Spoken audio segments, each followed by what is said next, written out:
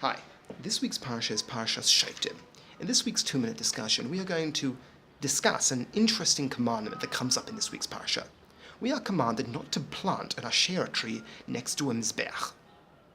Well, why? And why is this coming up now? For we know we're discussing Jewish authority, Shoftim, judges, and we are told the primary principle they are to focus on is that of justice. Thereby, what does planting an Asherah tree have to do with anything? Rav Hirsch explains that if we understand the principle, the meaning behind an Asherah tree, and that of what is behind a Mizbeach, its reasoning will come to light. An Asherah tree, what did it represent? Rav Hirsch explains that an Asherah tree was planted by a cult or a group of people as a form of paganistic worship, the worship of nature. Planting this tree, the development of this tree as it grew, would, testify to the power of nature. And what does a Mizbeach represent? Well, the Mizbeach also represents the spiritual.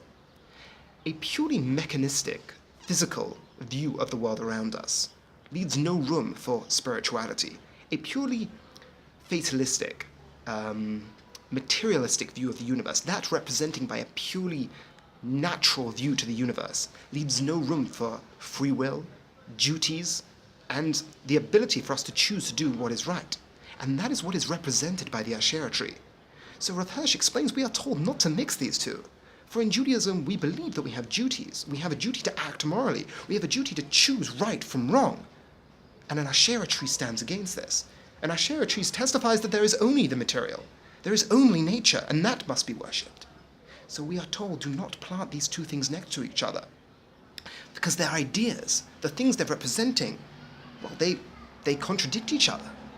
So to recap, do not build or plant an Asherah tree next to a Mizbeach, because these two ideas do not mix. In Judaism, we believe in doing what is morally right and having the ability to choose. An Asherah tree testifies that there is only nature, and that must be worshipped. Hence, these ideas should not be put together. Thank you very much for listening, and have a wonderful Shabbos.